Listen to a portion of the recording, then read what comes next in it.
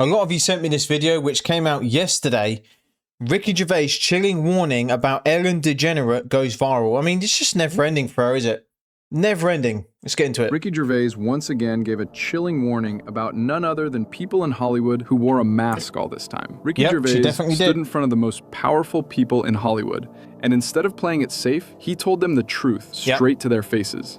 Now, while the room was busy laughing, he was dropping warnings that almost nobody caught at the moment. Now, years later, people are going back to watch those old clips again, and this time, they are asking one... Yeah, I remember when...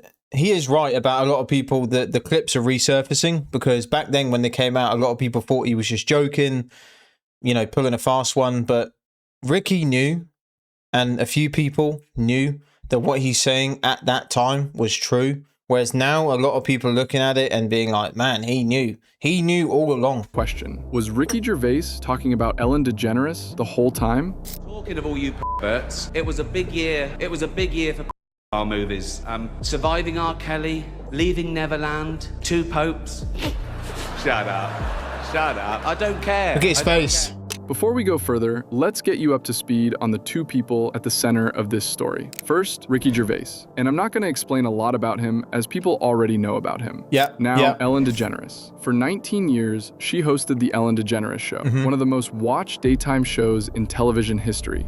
She built her whole brand around one word: kindness. Be kind to one another was be kind, even though she was the biggest scumbag going. Not just something she said, it was her entire identity. Hollywood's biggest stars lined up just to sit on her couch. Neither of them set out to be part of the same story, but headlines, viral clips, and a massive document release ended up tying their names together anyway. So why does any of this matter right now, in this exact moment?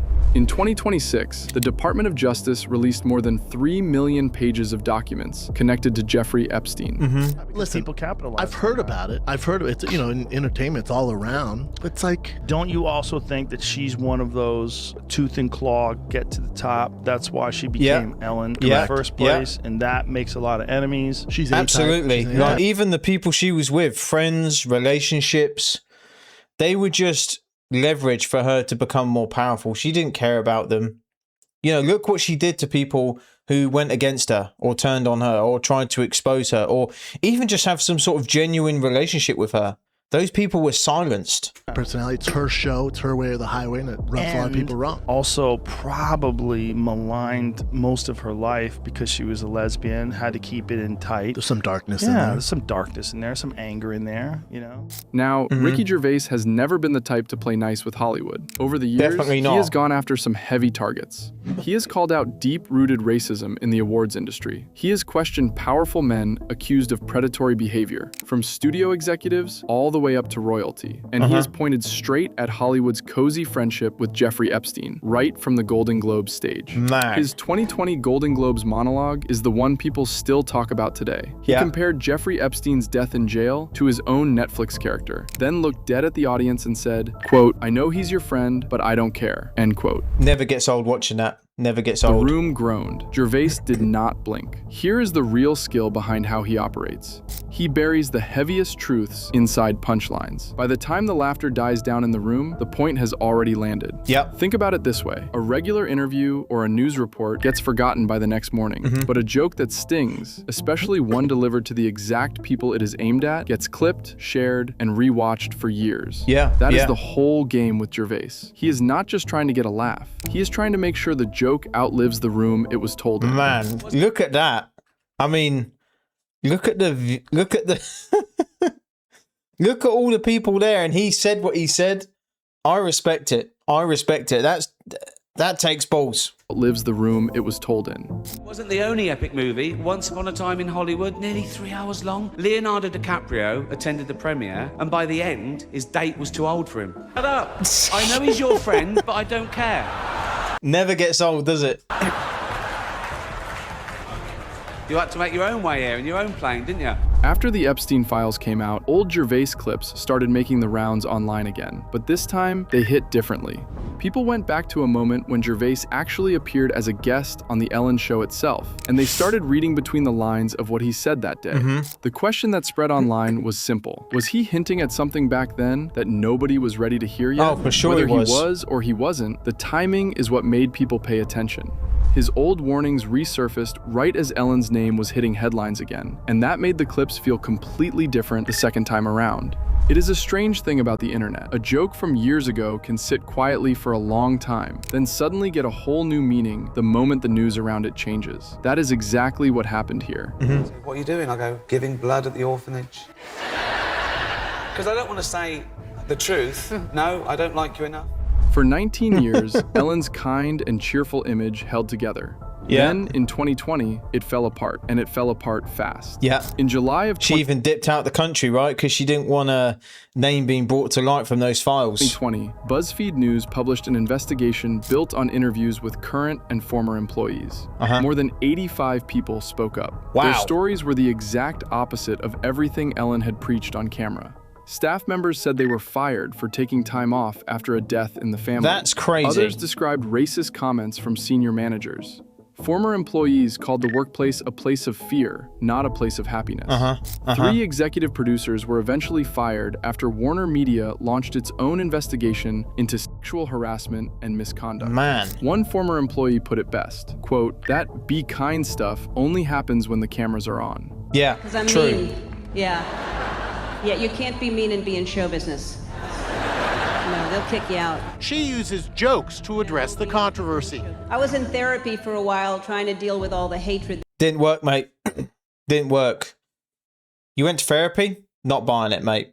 Not buying it. People like you don't go to therapy, mate. That was coming at me, and at one point my therapist said, "Ellen, where do you get this idea that everyone hates you?" And I said, well, New York Times, Washington Post, Entertainment Weekly, Us Weekly, I think Elmo. Gotta love the fake laughs in the audience. You know, it's probably just added on afterwards. There's probably nobody there. May have said something recently on an episode of Sesame Street. So how did Ellen respond? She sent a letter to her staff and later addressed it on air. But her apology was framed around people she may have wronged unintentionally. Her own producers pushed back and called her response dishonest. Yep. Former staffers who used to work at The Ellen Show are coming out of the woodwork sharing their stories. One makeup artist was quoted as saying that when he tried to make small talk with Ellen, she supposedly said, "Who do you think you are? Don't look at me." The truth is, I am that person that you see on TV. I am also a lot of other things. Sometimes I get sad. Yeah, flipping donut, mate. That's what you are. I get mad, I get anxious, I get frustrated, I get impatient, and I am working on all of that. I am a work in progress. And if I've ever let someone down, if I've ever hurt their feelings, I am so sorry for that. Are you though? Are you though? It doesn't really come across genuine and sincere when you're doing it on camera. Do we really think she went around to all these people and told them off camera? I don't think so. The audience made up their minds fast. Within months of that apology, the show lost over 1 million viewers. Wow. Ellen did not wait around to get canceled. She chose not to renew her contract. After 19 seasons, the curtain came down in May of 2022. We had so much fun together at that show. We laughed all the time. We Did you? played games all the time. I felt it was not a family, it was an atmosphere of fear. Later, in interviews, Ellen pushed back on parts of the story. She told one reporter that the whole thing felt too organized, too coordinated, almost like it had been planned out against her. She said she never fully understood how it all spun out of control so fast. So on one side, you have dozens of former staff members telling similar stories about fear and mistreatment. Yeah, you've got loads and loads and loads of people coming together saying the same thing, and then she comes out on stage and says, no, it never happened. Everyone's happy and smiling. Yeah, all right then, mate. And on the other side, you have Ellen saying she still does not fully understand what happened. She does. Both of those things exist in this story at the same time.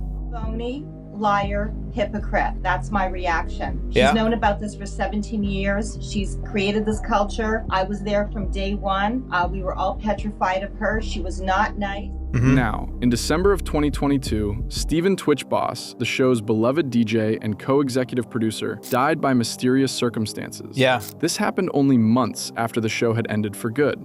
Twitch was not just a face on camera.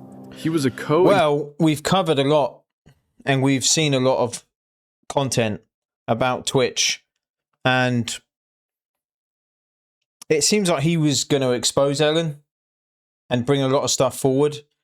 That's why I think personally, I don't really like to speak on, you know, people that have passed on, but I don't think they're being 100% honest about how he did pass on. I think he had something that, you know, was serious and posed a threat to Ellen and her reputation. That's why, you know, what happened in my books. Executive producer, meaning he was inside the day-to-day machine of how that show actually worked. Gervais has said for years that Hollywood has a pattern. Yep. The people who know too much tend to go quiet. Online, people connected that idea directly to this moment, and it is easy to see why the timing felt unsettling to so many. To be clear, there is no official finding that connects Twitch's death to anything other than what was reported at the time. But grief does not stop people from asking questions, and in a story already full of strange timing, this loss became part of the bigger conversation, whether it was meant to or not. More tonight about the tragic of Stephen Twitch Boss and the detailed steps he took to hide his plans. TMZ is reporting when Twitch left his home the day before, he took an Uber to a motel about a mile away. At the motel, he switched his phone to airplane mode so no one could reach him. The motel manager says he checked in under his own name and never left his room. We also now know that Twitch left a suicide note. Details have not been made I don't public. know, man. I'm just not buying it. I'm just not buying it. You know, Ellen's got too many dark clouds above multiple people that have been involved in her career, in her personal life. You know, I'm just not buying any of it. On TMZ reports, the note alluded to challenges Twitch had faced in the past. What is something you would like to say to Twitch?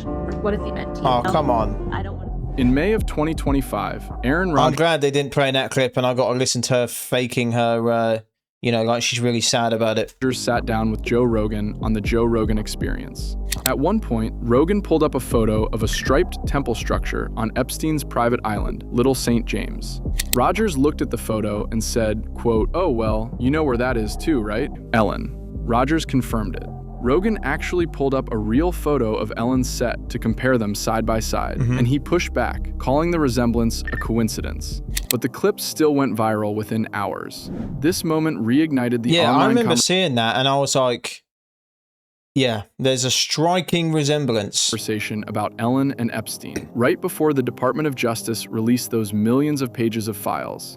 And this was not the first time Rodgers had thrown out a claim like this. Just a year earlier, he had hinted that another famous talk show host's name would show up on an Epstein-related list, a comment that led to public threats of legal action. So by the time he brought up Ellen, people online were already primed to take him seriously, even when the host sitting right next to him was not convinced at all. You know where that is too, right? On the set of a famous talk show. Oh, Ellen? Damn right. Really? Yeah. Just look at the temple and then look at the... What? Yeah. It's strange to use the same. Ask Alex about that. Well, it's a long-standing tradition to put Israeli flags secretly.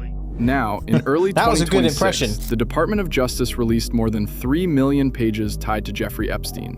Ellen's name does show up in those files. That part is true. And she was on the flight logs though, right? True. But here is exactly what those mentions actually are. An Apple News newsletter that referenced her. A collection of tweets from her show that had been sent to Epstein years earlier. A redacted email quoting a college graduation speech she once gave. And a forwarded email from a Hollywood publicist describing seeing Ellen dancing at a party in St. Bart's. None of those documents connect her to any criminal activity. Fact-checking teams at Snopes, PolitiFact, and other major outlets went through the entire archive and reached the exact... Imagine what that... I don't know this woman on the left, but can you imagine what her home life is like with Ellen? Can you imagine? I don't know if she's just as bad as Ellen is, but still, I just couldn't imagine what this woman is like, what Ellen's like behind closed doors. Exact same conclusion. Being mentioned somewhere inside millions of pages of documents is not the same thing as being accused of a crime. Hundreds of names show up across that archive. A separate viral claim that exploded across social media this year was traced back to an AI-generated audio clip from a website known for spreading false information, not from any real Department of Justice document. Well, even if it was real, They could easily come out and say it was AI. Analysts who studied that audio clip closely found signs it was not even a real recording. The voice stayed flat the whole way through, and the background noise never changed, which is something that happens with generated audio, not with a real person speaking. Yeah. So when you strip away the AI-generated audio and the misread keywords, what is actually left is this. Her name shows up in a massive government archive, in ordinary, forgettable ways. But she's on the flight logs, though. And other people talked about her as being the most prolific, you know, friendly fire meat eater, right? So there's that too. The same way hundreds of other public figures show up in that same archive. But here is the part that matters. Even the real connection, her name appearing anywhere near that archive, was enough to make millions of people start pulling on the thread. And that is exactly where Gervais's old warnings suddenly felt urgent all over again. What made you think, you know what, I'm just going to hammer him? I don't care what the... Well, I thought, when they said, do you want to host the Golden Globes, all that stuff I said in the show was true. I said, I'm going to write my own jokes. Right? And I thought, who do I pander to? The 200 richest people in the room, or the 200 million people watching at home who aren't winning awards, who aren't millionaires. Yep. And it was a no-brainer. Yep. I was doing it for them, you know. And I didn't want to. It wasn't set out to hurt their feelings, but it was. If you're going to make it a spectator sport, then you better have something. There better be something in it for the people at home. Go back and watch any of Ricky Gervais's Golden Globes monologues with fresh eyes, and you will notice something. Yeah, I remember when they came out, and I remember people saying to me, "Oh, did you see Ricky talk about? You know, did you see his speeches? He's crazy. He's losing his marbles." And I was like, I don't think he is. And I remember watching it and being like, man, he's really just told them exactly how it is and who these people really are. And you can tell by these people's faces as well. Their faces in the crowd say 1,000 words.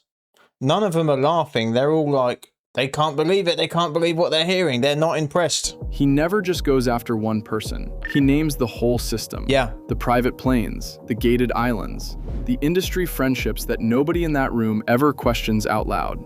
In 2020, he told a room full of the most powerful people in entertainment that they all knew exactly who Jeffrey Epstein was, and they chose not to care. He never named Ellen directly. He did not have to. He pointed at the whole structure and left it up to everyone watching to decide who fits inside it. Now, in 2026, with Diddy's federal trial still ongoing, the Epstein files finally public, and Ellen's name surfacing somewhere. Well, we've only got the edited version. Don't know what's going on with Diddy. The law only applies to law-abiding citizens. You know, these rich and powerful people, the law doesn't apply to them. They can get caught with their pants down doing the most horrendous crimes, and they just get away with it. We've seen it, especially with the files coming out. In that archive, a lot of people online have decided Gervais was the most honest man in that entire room the whole time. True. And remember, only about 2% of the Epstein files have been released so far, which means this story is nowhere near finished. 2%. 2%. Just wanted to say the past 11 days. She's aged like 25 years in the last 5 years.